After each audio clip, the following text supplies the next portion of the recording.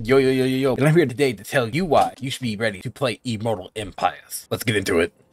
Before we get this started, my name is DisBearity. I'm a variety content creator here on YouTube. I look to play a lot of strategy games, whether it's RTS or turn-based strategy games with RPGs and also variety on the side.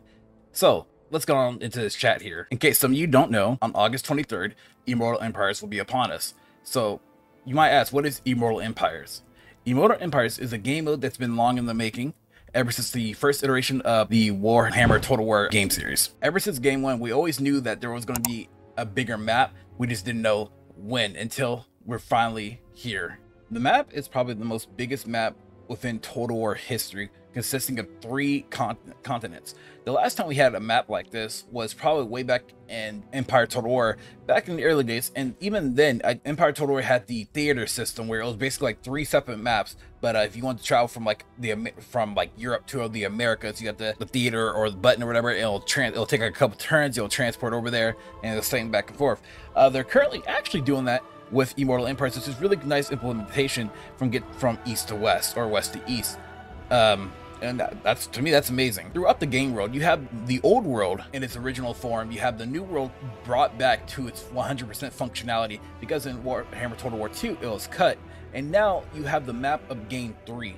Now, sadly, of course, the areas where kingdoms of Koresh and End are currently not there, but I believe they probably will be filled out at a later time, because the first DLC that we're probably end up getting is the Chaos Wars. But besides that, the map is just it's very luscious, very great and diverse. So many factions to play around with and to mess with, as you guys see here, and it's a treat that we're at the technology level to be able to do this, honestly. So the races that were introduced in the Total War Warhammer universe, we're going to go through by game list. So in Total War Warhammer 1, we had the Dwarves, the Greenskins, with the Savage Orc tribes as a sub-faction of the Greenskins. We had the Empire, with Kislev being a minor faction now, which uses the Empire assets, so as the Southern Realms. Then we also had the Vampire Counts, Warriors of Chaos, Beastmen, Bretonnia, Wood Elves, and Norska. So as you guys see in game 1, there was a decent variety and a good amount of content. Then introduced within game 2, we were brought in with some brand new factions, of course, which were the Dark Elves, the High Elves, the Lizardmen, Skaven. And then we had a couple of DLC armies that joined us too, and that was the Tomb Kings and the Vampire Coast. Then they also introduced rogue armies, which were a mix of units from the various factions from within Total War Warhammer 2. And then last but not least, these brand new factions that we had introduced within Warhammer Total War 3 are Kislev, Ogre Kingdoms, Cathay, Khorne, Tzeentch, Slaanesh, and Chaos Undivided. With each of the races, there's a ton of unique legendary lords within the game. Now, I'm not going to list all the legendary lords in this video, but I will say this: I will be providing a link in the description for you guys to check out the list of legendary lords within the Total War Warhammer universe. Now, the gameplay here, the gameplay with Immortal Empires is finally a true sandbox experience where you can basically just do whatever that you want and enjoy yourself. They actually added in some end times sliders, such as the Black Pyramid, A Grudge Too Far, the Biggest Wog, the Wild Hunt, and also the Vampiric Ascension. Now, they did say that they were going to add in Chaos. Chaos will come back at a later time. Chaos was basically been here for the past 6 years, since the start of Total War Warhammer, and so they decided to leave it out to try other things. And also with the Skaven as well. The Skaven, they're going to be trying out some type of Vermintide thing, which is going to be pretty cool, which is, again, adds a lot of change into the in-game prices. So this makes it feel like Paradox games, Stellaris. It's really cool to have in-game where you can have something more than just paint the map. You know, you can have all options on to just challenge yourself as a human player versus the AI, you know? And I feel like that's going to be a lot of fun. Just going to add a lot of in-depth. Also, with like the changes here, you know, they basically added like a lot of sliders. You know, you can have the sea lanes open. You can of course enable the in-game scenarios, the difficulty of them.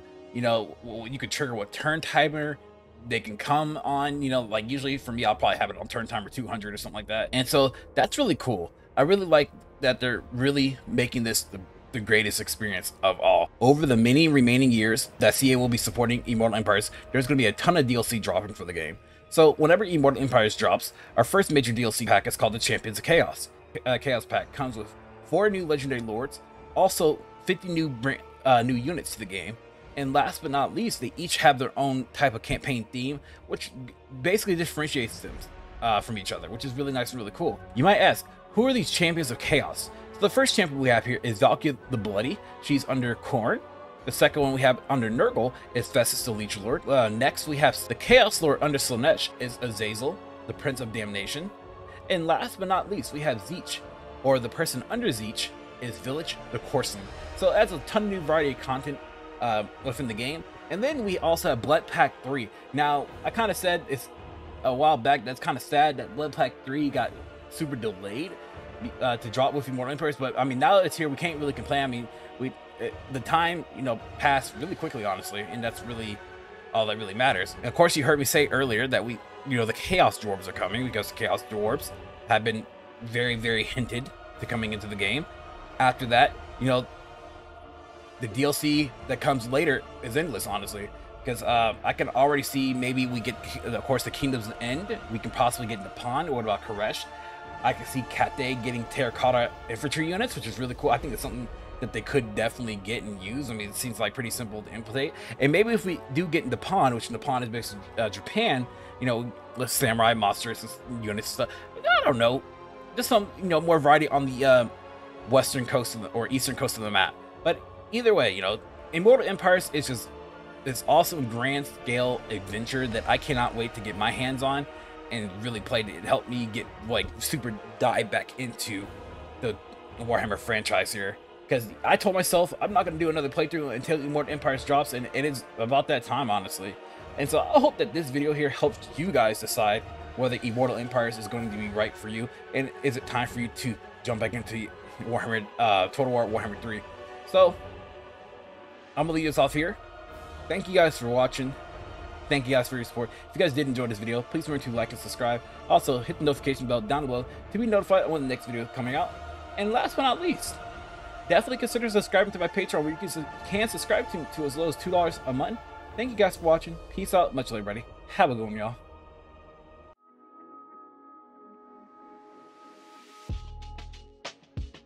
If you guys enjoyed this video, please leave a like and also hit the bell notification down below. Thanks for watching.